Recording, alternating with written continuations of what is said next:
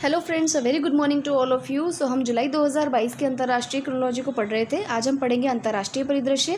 कल हमने पढ़ा था मासिक घटनाओं का सार संग्रह, वो फर्स्ट वीडियो था, तो उसका लिंक आपको डिस्क्रिप्शन में मिल जाएगा। फर्स्ट वीडियो ज़रूर से देखिएगा, उसमें काफ़ी इंपॉर्टेंट फैक्ट्स है। आज हम पढ़ेंगे अंतर्राष्ट्रीय परिदृश्य को, यानी कि इंटरनेशनल न्यूज़ को। तो चलिए स्टार्ट करते हैं। फर्स्ट हमारी जो न्यूज़ है वो प्रधानमंत्री जी की यात्रा पर है। प्रधानमंत्री जी ने जर्मनी की यात्रा की थी। जर्मनी में एक विशेष स्थान है जिसका नाम है स्ट्रॉल्स एल्मो। स्थान का नाम क्या है? स्ट्रॉस एल्मो नामक जो स्थान है, वहाँ की उन्होंने यात्रा की और वहाँ पर जो है G7 की जो समिट हुई है, G7 यानी कि ग्रुप 7 जो है उसकी समिट में उन्होंने अतिथि राष्ट्र के रूप में भाग लिया है। ठीक है। दूसरी उनकी जो यात्रा है वो UAE की रही, यानी संयुक्त अरब अमीरात की रही। ये यात्रा इतनी खास नहीं है क्योंकि वहाँ पर उन्होंने इस यात्रा का जो उद्देश्य था वो UAE के जो पूर्व राष्ट्रपति है शेख खलीफा बिन जायद अल नाहयान, उनके निधन पर अपनी व्यक्तिगत संवेदना व्यक्त करना था। तो ये यात्रा अगर आप, क्योंकि इस पर क्वेश्चन नहीं आएगा इसलिए हम इसको नहीं पढ़ेंगे। हम पढ़ेंगे G7 के बारे में, ग्रुप 7। देखिए, ग्रुप 7 की ये 48वीं मीटिंग थी, 48वां इसका सम्मेलन था और इसका आयोजन जो है आपके जर्मनी में किया गया। जर्मनी के स्थान का नाम है स्ट्रॉल्स एल्मो। स्ट्रॉल्स एल्मो नामक स्थान पर जो है इसका आयोजन किया गया है। आप जानते हैं कि 1975 के अंदर जो है G7 की स्थापना की गई थी। मैं ये क्यों बता रही हूँ, क्योंकि देखिए एग्जाम्स के अंदर पैटर्न ये रहता है लगभग कि भाई जो भी ये बड़े बड़े अंतर्राष्ट्रीय संगठन होते हैं जिसमें भारत पार्ट है या भारत पार्ट नहीं है, या जिनकी जो मीटिंग्स अभी चर्चा में रही है उनके ऊपर क्वेश्चंस पूछ लेते हैं। तो क्वेश्चंस कैसे वो पूछते हैं, या तो उनकी स्थापना पूछ लेंगे, या उसका उद्देश्य पूछ लेंगे, या उसके सदस्यों के बारे में पूछ लेंगे, या फिर उसकी मीटिंग कहाँ आयोजित हुई ये पूछ लेते हैं। तो हम जो है पूरी चीज़ें इसमें कवर करेंगे। देखिए G7 के सदस्य राष्ट्र कौन कौन से हैं। तो G7 के सदस्य राष्ट्र बड़े बड़े राष्ट्र हैं, जैसे कि USA है, UK है, USA के पास वाला कनाडा है। उसके अलावा अगर यूरोप में देखें तो यूरोप के अंदर जर्मनी, जहाँ पर अभी इसकी मीटिंग हुई है, वो इसका सदस्य है। इटली इसका सदस्य है।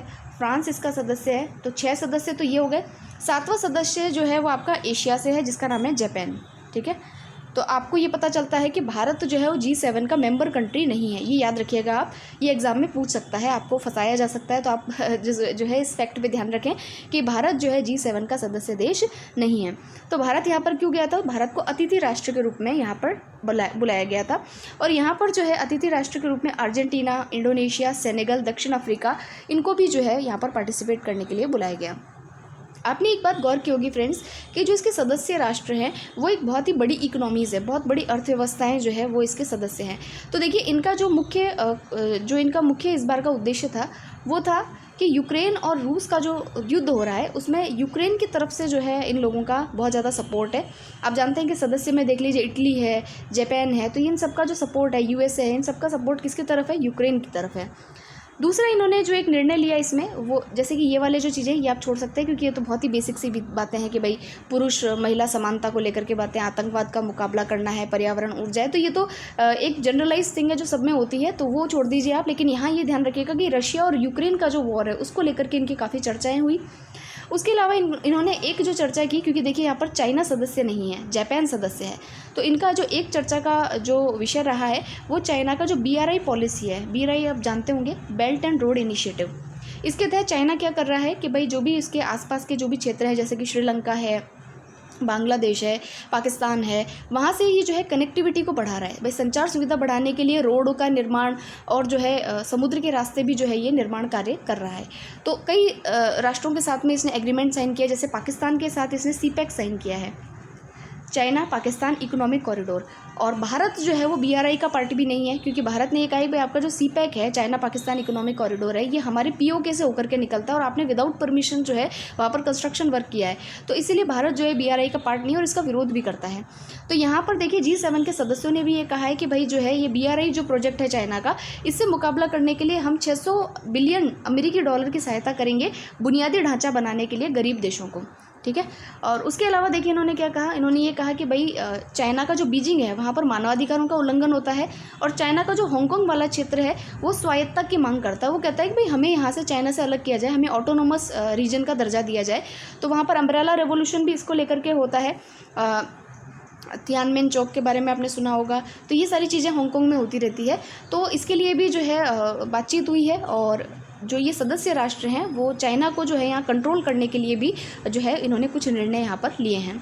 दूसरी बात इन्होंने कहा कि यूक्रेन में जो रूसी आक्रमण है उसको समाप्त करने के लिए भी इन्होंने, जो भी हमने ऊपर भी पढ़ा था कि भाई उसको समाप्त करने के लिए क्या क्या कार्य किया जाना चाहिए, वो भी इनका जो है वो डिस्कशन का मुद्दा था। भारत जो है, उन्होंने, भारत के जो प्रधानमंत्री है उन्होंने वहाँ पार्टिसिपेट किया है। तो भारत ने किन मुद्दों को लेकर के चर्चा की है, तो देखिए भारत ने जो है फूड सिक्योरिटी और जेंडर इक्वलिटी को लेकर के, यानी लैंगिक समानता और खाद्य सुरक्षा को लेकर के जो है संबोधन दिया है। उसके अलावा प्रधानमंत्री जी ने बेहतर भविष्य में निवेश के लिए जलवायु, ऊर्जा और स्वास्थ्य, इसको लेकर के भी जो है वो टिप्पणी जो है अपनी की है। इसके अलावा भारत के प्रधानमंत्री ने एक और जो है लाइफ नाम का जो है कैंपेन जो है उसको लॉन्च करने की बात की है। लाइफ का फुल फॉर्म देख लीजिए। लाइफ का फुल फॉर्म होता है life style for environment. Life style for environment, पूरा मैं नहीं लिख रही हूँ, शॉर्ट में बता रही हूँ।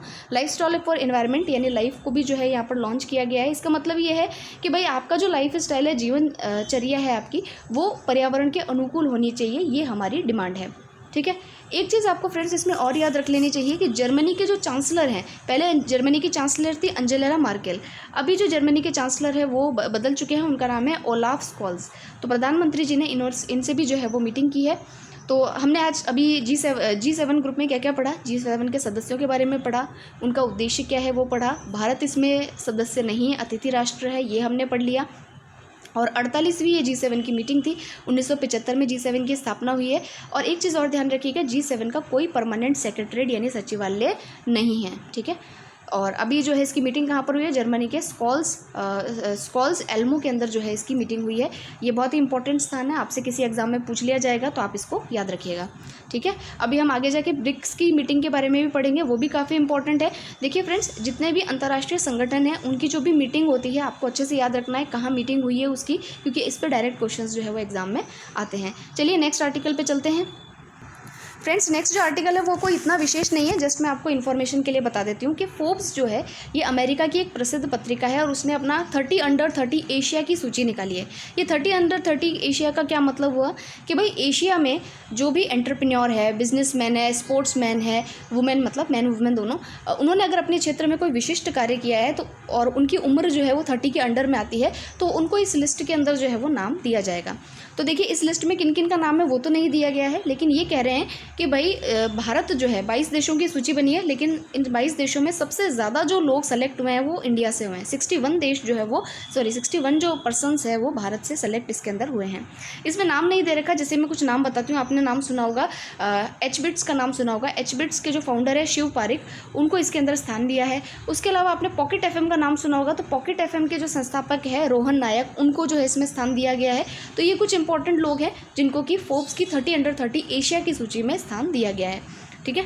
अब नेक्स्ट हम चलते हैं, इजराइल व संयुक्त अरब अमीरात जो है उन्होंने पहली बार जो है FTA साइन किया है। काफ़ी इंपॉर्टेंट न्यूज़ है, एग्जाम में आपसे पूछ लेगा हाल ही में इजराइल ने किस देश के साथ में FTA को साइन किया है। ऑप्शन में होगा भारत, तो आप भारत पे जो है उसको आपको टिक नहीं लगाना है, आपको लगाना है संयुक्त अरब अमीरात पे। ठीक है। अब देखिए सबसे पहले समझिए कि FTA क्या होता है। FTA मतलब फ्री ट्रेड एग्रीमेंट यानी कि मुक्त व्यापार समझौता। इसके तहत दोनों देश जो होते हैं, दो देश हो सकते हैं, 2 से ज़्यादा देश भी हो सकते हैं जो FTA को साइन करें। उससे होता क्या है कि आपस में जो टैरिफ के बैरियर्स होते हैं, यानी कि जो ड्यूटीज़ जो लगती है, टैक्सेस जो लगाते हैं इंपोर्ट के ऊपर, आयात के ऊपर, उनको ख़त्म किया जाता है या कम किया जाता है। मतलब आपसी सहमति से उनको हटाया जाता है दोनों देशों में, ताकि जो व्यापार है उसकी सुगमता बनी रहे, व्यापार जो है बहुत आसानी से और जो है कम खर्च में जो है वो हो सके।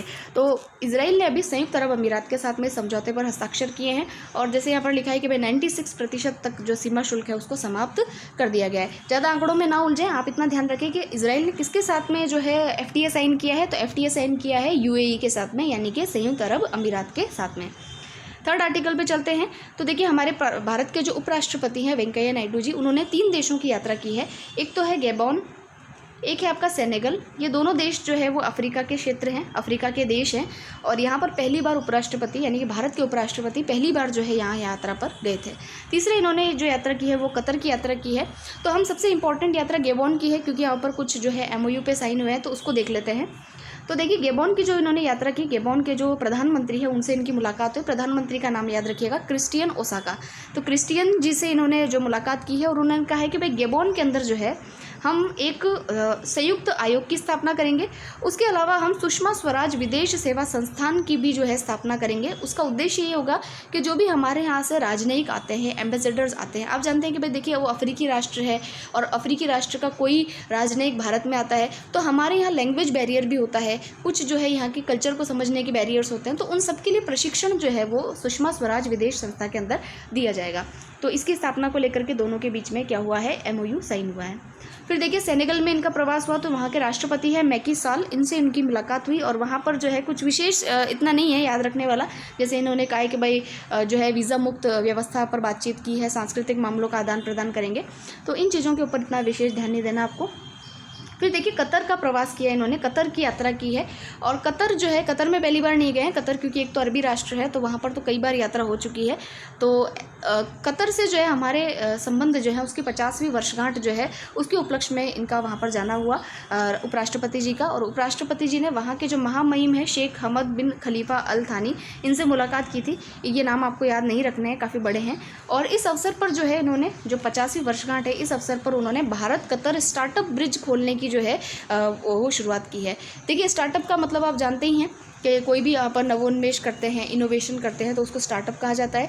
तो स्टार्टअप के क्षेत्र में कतर और भारत जो है आपस में उनका इकोसिस्टम जो है उसको ज्वाइन करना जो है इस स्टार्टअप ब्रिज का उद्देश्य है। तो ये आप लाइन जो है ये याद रखिएगा, इंडिया कतर स्टार्टअप ब्रिज, ये किसके साथ में हुआ है, कतर के साथ में जो है हमारे भारत ने साइन किया है। नेक्स्ट जो है वो ये भी वन लाइनर फैक्ट है, आप अगर ध्यान रखें इसको, कि भारत ने हाल ही में किस देश के साथ में जलवायु कार्रवाई को लेकर के समझौता किया है, तो कनाडा के साथ में समझौता किया है। अब आप देखिएगा एग्जाम में आपको याद भी नहीं आएगा कि कनाडा के साथ में भी भारत ऐसा कर सकता है, आपको इजराइल याद आएगा, आपको और देश याद आ जाएंगे, अमेरिका याद आ जाएगा, फ्रांस याद आ जाएगा, लेकिन कनाडा याद नहीं आएगा। तो इसलिए ध्यान रखिएगा कि अभी हाल ही में जलवायु कार्रवाई को लेकर के समझौता किया है भारत ने, किसके साथ में, कनाडा के साथ में, क्योंकि कनाडा की जो टेक्नोलॉजीज़ हैं जैसे कि वेस्ट मैनेजमेंट को लेकर के, प्लास्टिक प्रदूषण को लेकर के, तो वो काफ़ी उन्नत है। तो उसको लेकर के भारत ने जो है इसके साथ में जो है वो एग्रीमेंट को साइन किया है। नेक्स्ट देखिए हम एक इंडेक्स के बारे में बात करेंगे, सूचकांक के बारे में बात करेंगे। और मैं आपको एक चीज़ बताती हूँ कि जितने भी सूचकांक होते हैं इंपॉर्टेंट, जैसे कि वर्ल्ड हैप्पीनेस इंडेक्स आ जाता है और ह्यूमन डेवलपमेंट रिपोर्ट आती है, तो इसमें जो भी इंडेक्स इंपॉर्टेंट होते हैं जो क्रोनोलॉजी में दिए हुए हैं उनको आप एक लिस्ट बना लीजिए, जो भी अभी 3 महीनों के क्रोनोलॉजीज़ में आए हैं, और उसको जो है आप याद रख लीजिए कि भाई भारत का स्थान कौन सा है, और कुछ विशिष्ट तथ्य हों कि भाई किसने लॉन्च किया है, कौन सी वाली रिपोर्ट है, तो वो आप थोड़ा ध्यान रखिए ताकि जो एग्ज़ाम है आपके लिए हैंडी रहे, कि भाई आपको याद रखने में आसानी रहे। क्योंकि देखिए फ्रेंड्स ये फैक्चुअल चीज़ें हैं, आप आज नहीं तो कल जो है ऐसे जब तक रिवाइज नहीं करेंगे तो भूल ही जाएंगे, एग्जाम तक तो दिमाग में रहता ही नहीं कि किसको कौन सी रैंक किस में मिली थी, कहाँ क्या हुआ था, तो वो मिसप्लेस हो जाता है। तो उसको आप एक जगह लिख के और बार बार रिवाइज करेंगे तो आपको याद करने में आसानी रहेगी। अब देखिए ये है इन्वायरमेंट परफॉर्मेंस इंडेक्स, इसको जारी करता है येल और कोलंबिया यूनिवर्सिटी, और इसमें जो है अभी कई सारे सूचकांक है, 40 सूचकांक है, और उसके अंदर प्रदर्शन पर जो है देशों को नापा जाता है भाई किस प्रकार का उनका प्रदर्शन रहा है। फर्स्ट रैंक हासिल की है डेनमार्क ने, फर्स्ट रैंक हासिल की है पर्यावरण के क्षेत्र में डेनमार्क ने, और भारत की रैंक है 180। इसलिए भारत देखिए यहाँ पर नाराज़ भी है और भारत ने कहा है कि हम तो इस रैंकिंग को मानते ही नहीं है। भारत ने इस रैंकिंग को पूरी तरीके से खारिज कर दिया है। उन्होंने कहा है कि भाई आपका जो आकलन करने का तरीका है वो हमारे जमता नहीं है, आपने सही आकलन नहीं किया है, तो आपके जो मानक हैं वो थोड़े से भारत के विपरीत हैं। तो इसलिए जो है भारत ने इसका बहिष्कार किया है। तो आप इसलिए इसको छोड़ भी सकते हैं क्योंकि ऐसे क्वेश्चंस फिर जो है एग्ज़ाम्स में भी नहीं पूछे जाते हैं। फिर नेक्स्ट जो आर्टिकल है फ्रेंड्स वो भी बहुत ही मतलब कि ऑब्सोलीट टाइप का है, कि संयुक्त राष्ट्र जो है उसमें जो सिक्योरिटी काउंसिल होता है UNSC, आपने सुना ही होगा, संयुक्त राष्ट्र सुरक्षा परिषद, जिसमें परमानेंट मेंबर के लिए भारत के लिए हमेशा बात होती रहती है कि भारत को भी इसका परमानेंट मेंबर बनाया जाए। भारत परमानेंट मेंबर है नहीं, तो काफ़ी पावरफुल है UNSC यानी कि संयुक्त राष्ट्र सुरक्षा परिषद। देखिए इसमें 15 सदस्य होते हैं, 5 इसके परमानेंट सदस्य हैं, जिसके अंदर की है चाइना, USA, ठीक है, रशिया, चाइना, USA, रशिया, और कौन सा रहा, ब्रिटेन, और रह गया फ्रांस। ये 5 जो देश है वो इसके परमानेंट सदस्य हैं। और इसके अलावा जो 10 सदस्य होते हैं वो नॉन परमानेंट है, हर साल उनका जो है वो चुनाव होता रहता है। तो भारत भी इसमें पहले सदस्य बन चुका है। अभी इसमें जो सवाल है वो ये है कि भाई अभी नवनिर्वाचित सदस्य इसके जो है वो कौन से हैं। तो अभी देखिए इक्वाडोर, जापान, माल्टा, मोजाम्बिक और स्विट्ज़रलैंड को जो है 2024 के कार्यकाल के लिए इसमें सेलेक्ट किया गया है। नेक्स्ट आर्टिकल देखिए, संयुक्त राष्ट्र जो है यानी कि यूनाइटेड नेशन की जो जनरल असेंबली है वहाँ पर बहुभाषावाद जो है उसको लेकर के एक प्रस्ताव पारित किया गया। बहुभाषावाद का क्या मतलब हुआ, जैसे कि जो अन्य भाषाएं हैं उनको भी जो है संयुक्त राष्ट्र में कार्यकारी भाषा बनाया जाए। आप देखिए फ्रेंड्स, सभी लोग जानते हैं कि हिंदी हमारी मातृभाषा है, हमको प्राउड भी होता है, सारी बातें हैं, लेकिन हम इस बात को नहीं नकार सकते कि इंग्लिश हमारी कम्युनिकेशन की भाषा है। अगर आप साउथ इंडिया में भी चले जाएंगे ना, तब भी आपको अगर तेलुगु मलयालम तो आपको छोड़िए, वो दूर दूर तक ही उसका कोई आसरा नहीं है कि हम सीख जाए, लेकिन इंग्लिश अगर हमें आती है तो हमारा काम चल सकता है, ठीक है। लेकिन अगर हिंदी हमें आती है तो हो सकता है हम तो बोल रहे हैं लेकिन वो अगले को समझ में ना आए। तो ये तो मैं बता रही हूँ कि क्योंकि हम घूमने गए थे वहाँ पर, तो मैंने देखा कि उनको अगर मलयालम आती है तो मलयालम ही आती है, इंग्लिश आती है तो वो भी बस काम चला हुआ है कि इंग्लिश बोल रहे हैं, बाकी हिंदी तो उसको बहुत ही ज़्यादा मतलब कहते हैं ना बहुत कम समझ में आती है। तो ये है कि हिंदी और अन्य जो हमारी क्षेत्रीय भाषाएं होती है उनको पहचान दिलाने का कार्य जो है उसके लिए एक प्रस्ताव पारित किया गया। और उसमें ये कहा है कि भाई जो आपकी हिंदी है, बांग्ला है, उर्दू है, इसके अलावा जो भाषाएं होती है हिंदी, बांग्ला, उर्दू, इनको भी जो है ये जो भाषाएं होती है तो इनको भी जो है संयुक्त राष्ट्र के अंदर जो है वो स्थान दिया जाना चाहिए। तो इसके लिए इन्होंने हिंदी एट यूएन परियोजना जो है उसको लॉन्च किया था और इस पर बातचीत भी चल रही है ताकि हिंदी को जो है और बांग्ला और उर्दू जो है उनको भी संयुक्त राष्ट्र में जो कार्यकारी भाषा है उसके अंदर सम्मिलित किया जा सके।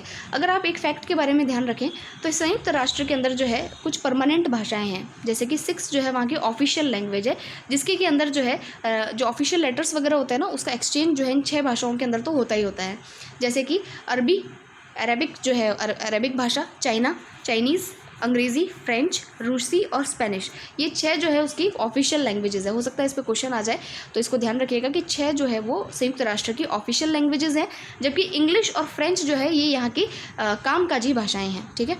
अगर आपको पता हो तो यूरोप में सबसे ज़्यादा बोली जाने वाली भाषा आई थिंक फ्रेंच है, ठीक है, जहाँ तक मैंने इसको पढ़ा है कि फ्रेंच जो है काफ़ी बोली जाती है। और उसके बाद जो इंग्लिश जो है वो तो आपको पता ही है कि ऑल ओवर इंडिया सबसे ज़्यादा जो है कम्युनिकेशन में इंग्लिश को यूज़ किया जाता है। और इसमें एक चीज़ और है कि भाई क्यों हिंदी को नहीं लाया गया, तो देखिए इसमें जो है फंडिंग भी करना ज़रूरी होता है कि भाई जो राष्ट्र हिंदी को प्रमोट करता है तो हिंदी को प्रमोट करने के लिए फंडिंग करना भी ज़रूरी होता है। तो इसीलिए जो है इस पर कार्य जो है वो इतने समय से लंबित रहा है, लेकिन अभी जो है इसमें बातचीत हुई है, अब देखते हैं आगे क्या होता है। तो हिंदी के अलावा बांग्ला और उर्दू का भी जो है इसमें उल्लेख किया गया है, तो ये थोड़ा सा ध्यान रखने वाली बात थी। नेक्स्ट जो है फैक्चुअल सी न्यूज़ है, क्वीन एलिजाबेथ जो है इंग्लैंड की जो महारानी है वो जो है द्वितीय बनी विश्व की दूसरी सबसे लंबे समय तक राजगद्दी संभालने वाली सेकंड शासिका बनी है, ठीक है। इससे पहले जो फर्स्ट शासक रहे हैं वो थाईलैंड के राजा रहे हैं, भूमिबेल क्या नाम है, अदुलियातेज जो है वो रहे हैं। और उससे पहले भी जो है जो लुई 14 थे फ्रांस के, उन्होंने सबसे ज़्यादा जो है गद्दी संभाली थी। और उसके बाद में जो है ब्रिटेन की जो महारानी है जो 96 वर्षीय है, उनका स्थान जो है वो आता है।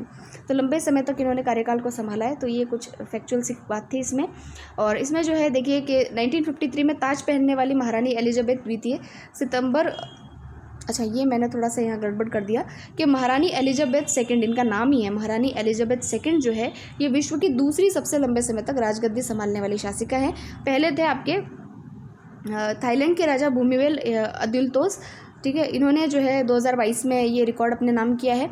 और सबसे ज़्यादा समय तक जो गद्दी संभाली है वो थे मतलब इनसे पहले जो महारानी एलिजाबेथ है उनसे पहले तो यही थे थाईलैंड के राजकुमार जो राजा थे वो, लेकिन थाईलैंड के राजा जो है उनको पीछे छोड़ते हुए महारानी एलिजाबेथ बन चुकी हैं, क्योंकि उनका तो देहांत बहुत पहले ही हो चुका था। तो सबसे पहले अगर किसी का नाम आता है वो है लुईस 14 जो कि फ्रांस के हैं, सेकंड नंबर पे आती है महारानी एलिजाबेथ, ठीक है। और 1953 में इन्होंने जो है अपनी ताजपोशी की थी। 2015 में अपनी परदादी जो है उनको भी पीछे छोड़ दिया था इन्होंने, तो 96 वर्ष की अभी हाल ही में है। नेक्स्ट देखते हैं अपन ब्रिक्स का शिखर सम्मेलन, काफ़ी इंपॉर्टेंट है, इसको देख लेते हैं कहाँ पर इसका सम्मेलन हुआ, क्या इसका टॉपिक रहा है सम्मेलन का, उसको हम चेक कर लेते हैं। सो देखिए फ्रेंड्स, ये जो है 14वां ब्रिक्स शिखर सम्मेलन है 2022 का। 2021 का जो लास्ट शिखर सम्मेलन हुआ था ये हमने पढ़ा था कि वो इंडिया के अंदर ही हुआ था 2021 वाला, और ये 13वां सम्मेलन था 13th। और अभी वाला जो हुआ है ये चाइना के बीजिंग के अंदर ही इसको किया गया है। और इसका जो टॉपिक रहा है वो रहा है ब्रिक्स शिखर सम्मेलन का जो टॉपिक है वो है foster high quality BRICS partnership usher in new era for global development, ये इसकी थीम रही है। और आप जानते हैं ब्रिक्स के अंदर कौन कौन से देश हैं। ब्रिक्स के अंदर जो है B फॉर जो है ब्राज़ील है, R for Russia, I for India, C for China और S फॉर जो है आपका साउथ अफ्रीका है। तो ये इसके सदस्य देश हैं। इन्होंने यहाँ पर जो है वर्चुअल मीटिंग में भाग लिया है। और जो इनके मुद्दे हैं वो वही है, सेम घिसे पिटे मुद्दे के स्वास्थ्य पर ध्यान देंगे, कोविड-19 के ऊपर जो है पर्यावरण के मुद्दे, ये सब जो बातें हैं ये इनकी बातें फालतू की है, इसको तो आप छोड़ सकते हैं। आप इतना ध्यान रखिएगा कि ब्रिक्स 14 का जो शिखर सम्मेलन है उसका आयोजन जो है वो बीजिंग चाइना में वर्चुअली जो है वो किया गया है। 2013 में इसका आयोजन जो है वो भारत के द्वारा किया गया था और 2012 और 2016 में भी भारत के द्वारा आयोजन किया गया था, यानी कि 3 बार भारत जो है इस मीटिंग को आयोजित करवा चुका है। ठीक है, नेक्स्ट आर्टिकल पे चलते हैं।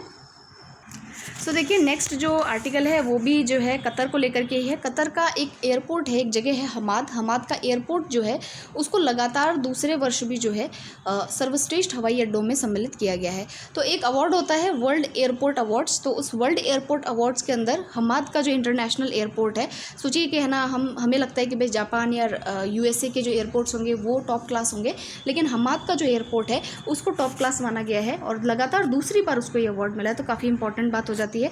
तो हमाद का जो अंतर्राष्ट्रीय हवाई अड्डा है उसको इसमें अवार्ड मिला है। सेकंड जो है टोक्यो का हवाई अड्डा और तीसरा सिंगापुर का। तो आप देख सकते हैं कि हमाद वाला जो है जो संयुक्त राष्ट्र का जो अरबी एक राष्ट्र है कतर, उसका जो हवाई अड्डा है उसको इसमें अवार्ड मिला है। अगर भारत की बात करें तो भारत के अंदर दिल्ली का जो है एयरपोर्ट है, best airport India south Asia, वो दिल्ली के एयरपोर्ट को मिला है। बेस्ट रीजनल अगर एयरपोर्ट है, रीजनल मतलब क्षेत्रीय जो एयरपोर्ट है, उसको बेंगलुरु वाला जो एयरपोर्ट है उसको ये अवार्ड मिला है। और सबसे साफ़ सुथरा एयरपोर्ट भी दिल्ली का है। बेस्ट एयरपोर्ट स्टाफ के लिए हैदराबाद को ये अवार्ड मिला है। तो ये थोड़ा सा हमें ध्यान रखने वाली बात है। बाकी हमाद का ध्यान रखिएगा कि हमाद को इस पुरस्कार में फर्स्ट प्राइज़ जो है वो दिया गया है। नेक्स्ट एक सूचकांक के बारे में है। सूचकांक का नाम है वर्ल्ड कॉम्पिटिटिवनेस इंडेक्स, यानी विश्व प्रतिस्पर्धात्मक सूचकांक। इसको जारी करता है IMD, यानी कि इंस्टीट्यूट फॉर मैनेजमेंट डेवलपमेंट। तो देखिए इसके अंदर क्या क्या सूचकांक है जिसके आधार पर जो है रैंकिंग दी जाती है। तो देखिए इसमें है आर्थिक प्रदर्शन, सरकारी दक्षता कितनी है, व्यापार की दक्षता कितनी है, आधारभूत ढांचा हमारा कैसा है। तो इस प्रकार से जो है 334 प्रतिस्पर्धात्मक मानदंड है। सभी याद नहीं करने आपको, बस इतना ध्यान रखिएगा आर्थिक प्रदर्शनों पर उनकी क्या हालत है, इकोनॉमी कैसी है, उसको लेकर के जो है ये जो है रैंकिंग दी जाती है। और इसमें भी जो है डेनमार्क ने टॉप किया है। हमने पीछे जो एनवायरमेंट परफॉर्मेंस इंडेक्स पढ़ा था उसके अंदर भी डेनमार्क ने टॉप किया है और इसमें भी जो है डेनमार्क ने ही टॉप किया है। और भारत की स्थिति देखें तो भारत की स्थिति पहले पीछे थी, 43rd रैंक थी और इस बार भारत की स्थिति है 37th रैंक। तो ये थोड़ा सा आपको ध्यान रखना है। और भारत ने जो है आर्थिक प्रदर्शन के अंदर अच्छा स्थान हासिल किया है। आर्थिक प्रदर्शन में जैसे 28वां स्थान है, सरकारी दक्षता में 45वां स्थान है, व्यावसायिक दक्षता में 23वां स्थान है। यानी कि देखिए व्यवसाय में हम वैसे भी आगे जा रहे हैं। लोगों को जैसे कि ईज़ ऑफ डूइंग बिजनेस के अंदर भारत ने बहुत ज़्यादा जो है कानूनों में परिवर्तन किया है, लेबर लॉज चेंज किए हैं। तो उस आधार पर जो है इन प्रदर्शन में भारत को जो है वो अच्छा स्थान दिया गया है। सो नेक्स्ट आर्टिकल हम देखते हैं। नेक्स्ट आर्टिकल है शंग्रीला डायलॉग के ऊपर।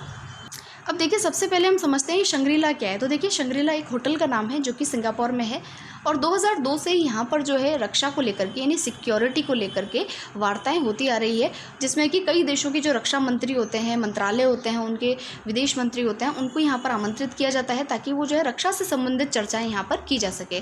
तो ये जो है इसका 19वां सम्मेलन था। हर साल ये होता है, 2002 से जो है ये स्टार्ट हुआ था और 2022 के अंदर ये 19वां सम्मेलन है। इसको आयोजित करता है international institute for strategic studies. ठीक है, तो आपसे पूछ ले कि भाई 19वां शंग्रीला डायलॉग जो है ये जो है मतलब जो है कहाँ पर आयोजित किया जाता है। तो सिंगापुर में जो है इसको आयोजित किया जाता है। शंग्रीला एक जगह का नाम है जो कि सिंगापुर में ही है और ये एक तरीके से क्या है, अंतर सरकारी सुरक्षा सम्मेलन है। तो इसमें जो है अभी देखिए कई सारे देशों ने जो है पार्टिसिपेट किया, जैसे कि यहाँ देखिए 40 से अधिक देशों ने यहाँ पार्टिसिपेट किया है, 500 से अधिक प्रतिनिधि हैं। इतना याद नहीं रखना, बस एक आपको पता होना चाहिए कि भाई इतने देशों ने यहाँ पार्टिसिपेट किया है। भारत ने भी यहाँ पर जो है वर्चुअली पार्टिसिपेट किया है और सामरिक हितों को लेकर के यहाँ पर बातचीत होती है। जैसे कि यहाँ लिखा है कि क्षेत्रीय सामरिक हितों के साथ ही ताइवान, म्यांमार, यूक्रेन के मुद्दों पर यहाँ पर चर्चा हुई और जो जापान के प्रधानमंत्री है फूमियो किशिदा, उन्होंने भी जो है यहाँ पर संबोधित किया है इसको। तो इसका आयोजन जो है आप थोड़ा ध्यान रखेंगे। उसके अलावा जो ये है आपके यूक्रेन के राष्ट्रपति है जेलेंस्की, उन्होंने भी जो है यहाँ पर वर्चुअली जो है पार्टिसिपेट किया है।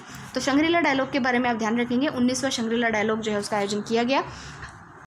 फिर कुछ शॉर्ट न्यूज़ देख लेते हैं। एक झील है जो कि चर्चा में है, उसका नाम है खुगसुल झील राष्ट्रीय उद्यान। ठीक है, खुगसुल झील राष्ट्रीय उद्यान ये कहाँ पर है, तो मंगोलिया और रशिया की सीमा के ऊपर है। तो मंगोलिया का मैप जो है आप देखिएगा, मंगोलिया और रशिया की सीमा के ऊपर एक झील है और मंगोलिया की सबसे बड़ी ताज़े पानी की ये झील है और मंगोलिया की दूसरी सबसे बड़ी ये झील है। चर्चा में क्यों है, तो देखिए चर्चा में इसलिए है क्योंकि इसको जो यूनेस्को है उसने अपना जो world network of biosphere reserve है उसके अंदर जो है इस झील को शामिल किया है। ये झील जो है करीबन 1450 245 मीटर जो है सी लेवल से ऊंचाई पर स्थित है, ठीक है। और 262 मीटर ये गहरी है। हालांकि इतना आपको ध्यान नहीं रखना, आप ये ध्यान रखिएगा कि ये झील कहाँ पर सिचुएटेड है, मंगोलिया में और रशिया के बॉर्डर पे सिचुएटेड है। मीठे पानी की झील है और इसको जो है world network of biosphere reserve में शामिल किया गया है, ठीक है। अब देखिए, एक राष्ट्र है जिसने, आपको पता ही होगा कि अभी जो है ग्लासगो में समिट हुआ था, तो सभी लोगों ने, सभी देशों ने अपने लक्ष्य बताए थे। हमने पंचामृत लक्ष्य भी हमारे देखे थे भारत के, उसी को तहत आपको मालूम हो कि हमारा प्लास्टिक वाला जो अभी प्लास्टिक बैन हुआ है, सिंगल यूज़ प्लास्टिक, तो ये सारी चीज़ें उसी को लेकर के हुई है, पर्यावरण संरक्षण को लेकर के। अभी देखिए, ऑस्ट्रेलिया जो है उसने अपने नए उत्सर्जन के लक्ष्य रखे हैं। भाई, हमारा जो एमिशन हो रहा है, ऑस्ट्रेलिया ने कहा है कि उसका हम लक्ष्य और बढ़ा रहे हैं कि हम जो है 43% जो है उत्सर्जन में कमी करेंगे। तो ये जो है ऑस्ट्रेलिया ने कहा है, और 2030 तक इस उत्सर्जन में कमी लाने का लक्ष्य जो है ऑस्ट्रेलिया ने रखा है। तो आपसे पूछा जा सकता है कि हाल ही में किस देश ने अपने उत्सर्जन लक्ष्यों को, नए उत्सर्जन लक्ष्य रखे हैं और कमी को और ज़्यादा बढ़ाया है, तो वो जो है ऑस्ट्रेलिया ऐसा राष्ट्र है जिसने कि अपने उत्सर्जन को कम करने की बात कही है। फिर देखिए, पश्चिमी एशिया क्वाड, ये क्या है? तो आपने क्वाड के बारे में तो सुना ही है कि जिसमें यूएसए, इंडिया, ऑस्ट्रेलिया और जापान सम्मिलित हैं। अभी अमेरिका के प्रयासों से एक और क्वाड बनाया गया जिसका नाम है पश्चिमी एशिया क्वाड। तो इसके अंदर देखिए कि भारत के अलावा जो है संयुक्त अरब अमीरात, इजराइल के साथ साथ जो नए 4 राष्ट्र हैं उनको भी इसमें शामिल किया गया है, जैसे कि, तो देखिए फ्रेंड्स, इसका जो पेज है वो थोड़ा सा आगे है, वो मैंने इसमें इंक्लूड नहीं किया, लेकिन मैं आपको यही बताती हूँ कि ये जो नया क्वाड बना है इसका जो नाम है वो है I2 और U2, यानी I2 U2। आई का मतलब है यहाँ पर इंडिया और दूसरा आई का मतलब होता है यहाँ पर इजराइल, ठीक है। और यू का मतलब है यहाँ पर यूएसए और दूसरे यू का मतलब है UAE, ठीक है, UAE। देखिए, संयुक्त अरब अमीरात, अगर आपने देखा हो, गौर किया हो, तो भारत और संयुक्त अरब अमीरात के संबंध वैसे तो बहुत अच्छे हैं, और कश्मीर के अंदर जो भी हमारा, जम्मू कश्मीर के अंदर जो हमारा ग्रोथ है उसको लेकर के भी हमने काफ़ी सारे समझौते UAE के साथ में किए हैं। और यहाँ देखिए कि जो पश्चिमी एशिया का जो ये ग्रुप है इसके अंदर भी UAE ने जो है अपने आप को जो है शामिल करवाया है। तो आप यहाँ देख सकते हैं कि भारत और UAE के संबंध जो है वो काफ़ी इंपॉर्टेंट यहाँ बनते दिख रहे हैं। तो देखिए, इंडिया, इजराइल, UAE और USA, ये जो 4 राष्ट्र हैं उन्होंने मिलकर के पश्चिमी एशिया क्वाड जो है उसको स्थापित किया है। और इनका मेन मकसद यही है कि हम यहाँ पर आर्थिक और राजनीतिक सहयोग जो है उसको बढ़ा सकें, 4 देशों के बीच में आर्थिक राजनीतिक सहयोग को बढ़ा सकें, अपना एक ग्रुप बना सकें, ठीक है, ताकि वो जो है एशिया की जो रीजन है उसके अंदर जो है वो अपनी मजबूती को दर्शा सके। तो फ्रेंड्स, ये था हमारा अंतर्राष्ट्रीय परिदृश्य। नेक्स्ट जो हमारा वीडियो होगा उसमें हम राष्ट्रीय परिदृश्य को पढ़ेंगे और फिर हम जो है प्रादेशिक परिदृश्य को पढ़ेंगे। तो आप बने रहिएगा चैनल के साथ में और जल्दी ही जो है सारे वीडियोज़ आपको मिल जाएंगे। आपकी तैयारी जो है आप अच्छे से करिए और आपकी जो भी क्वेरी हो आप मुझे बताइए। So thank you very much for listening.